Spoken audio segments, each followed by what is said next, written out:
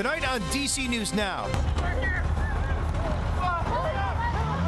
Extraordinary new video of a man's heroic efforts. What was going through his mind as he pulled a child out of a burning car?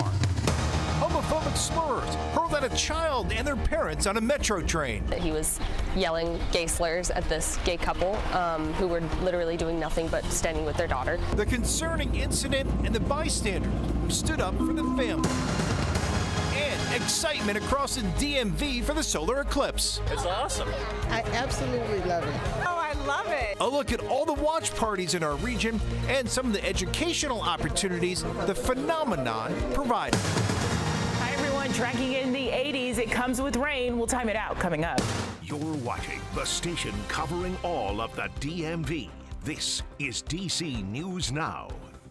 All right, everyone, thanks for joining us tonight for DC News Now at 9 o'clock. I'm Chris Flanagan. Well, discrimination on Metro this weekend in Northwest DC.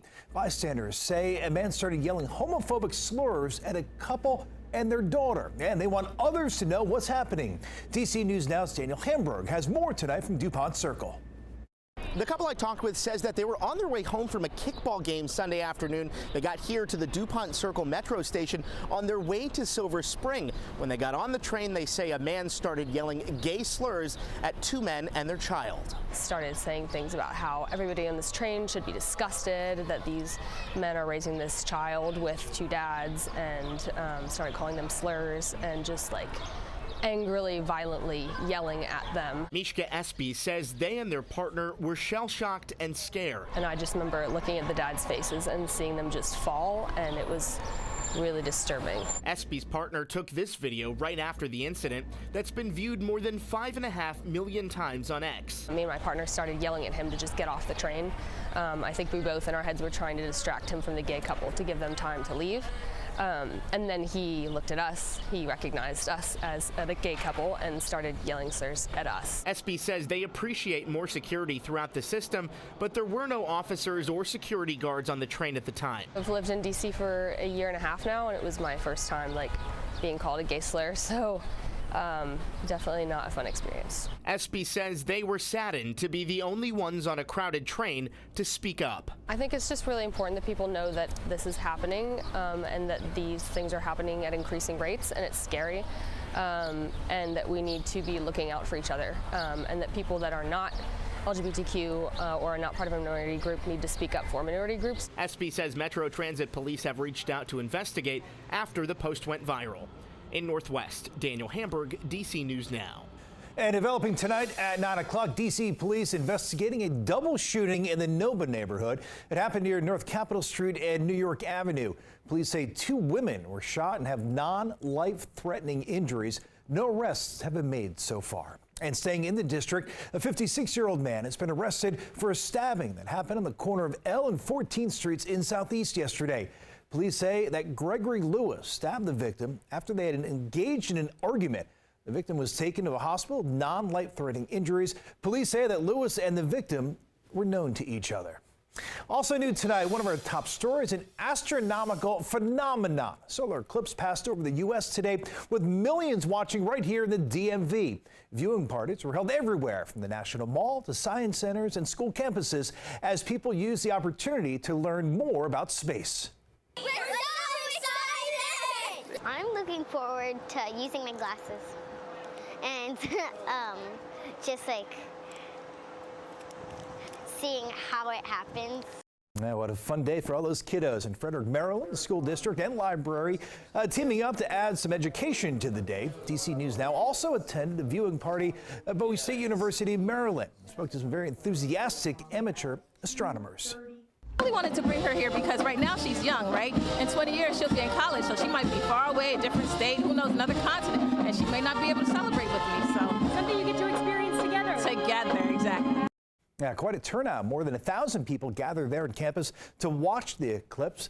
The university there at Bowie State plans to hold another viewing party for the next eclipse, although that will be quite a while, be another 20 years. And in Northern Virginia, the Smithsonian held a viewing party for the eclipse at the Udvar Aze Center, an annex of the Air and Space Museum. Our Max Marcilla reports. Here at the Udvar-Hazy Center in Chantilly, Virginia, a lot of fun here this afternoon as tons of people came out to watch the partial solar eclipse. The vibes were like that of a picnic. There were blankets and food and families and really just everyone having a good time watching a very unique sight. Families came from all over, from Virginia and elsewhere, and we heard a lot of words to describe the eclipse. One of them was dreamy, probably the most common was amazing, and most of what we heard from people was that this was just a great day of community and coming together, and for some of our area's future scientists, well, today was a defining moment in their lives. And one of them is our new friend Blaine Holder and his sister Giselle. You want to be a scientist, you love the solar eclipse. How excited are you to see it? We're just about 20 minutes away. I'm super excited.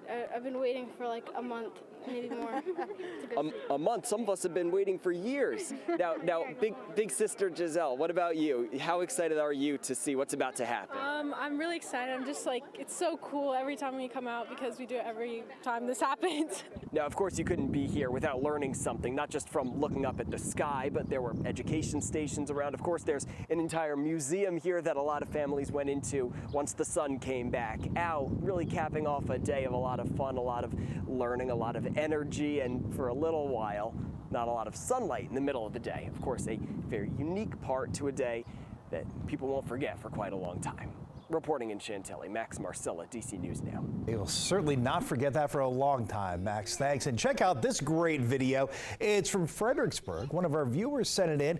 Their kids watching the eclipse. And look at this. They are pretty pumped up about it. Very excited to watch this rare phenomenon indeed. And Chief Meteorologist Janessa Webb here. And Janessa, you and I had the special opportunity to broadcast live during the event this afternoon at the National Mall. And that was such a fun and festive atmosphere.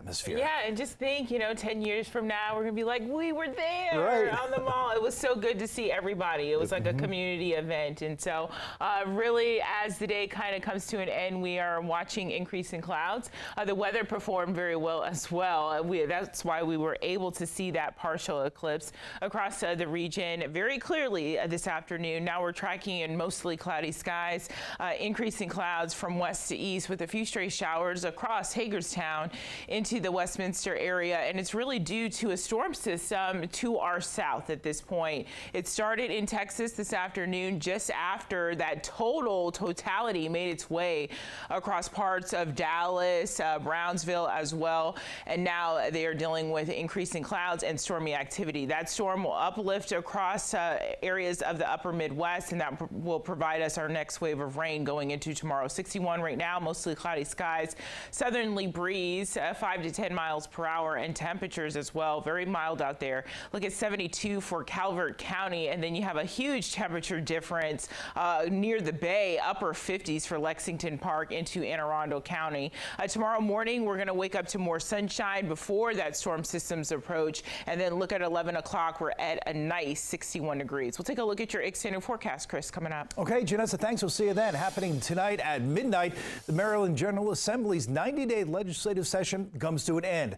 Lawmakers have already passed the state's $63 billion budget for the next fiscal year. Other notable legislation from this year includes protection for Maryland judges and other court personnel, juvenile justice reforms meant to improve accountability and rehabilitation, a bill to make it easier to develop data centers, increasing the state's housing supply by incentivizing construction and removing barriers to development, and a bill to prepare the state for the rising use of artificial intelligence. And happening this week, Maryland Governor Wes Moore plans to meet with members of Congress to discuss support for rebuilding the collapsed Key Bridge. In an interview today, Governor says he will tell lawmakers it is, quote, a patriotic responsibility to help. That bridge collapsed on March 26th after being struck by a cargo ship. Here in the district, D.C. Mayor Muriel Bowser and D.C. Fire and EMS are honoring a daycare owner and her staff. April 6th will now be known as Regina Sneed Day here in the district. Sneed is the owner of the Baby Einstein Child Development Center in Southeast. It was damaged during an explosion back in January. Now, no children were injured. Officials say Sneed and her staff played a key role in getting all 16 kids evacuated when they noticed a gas leak.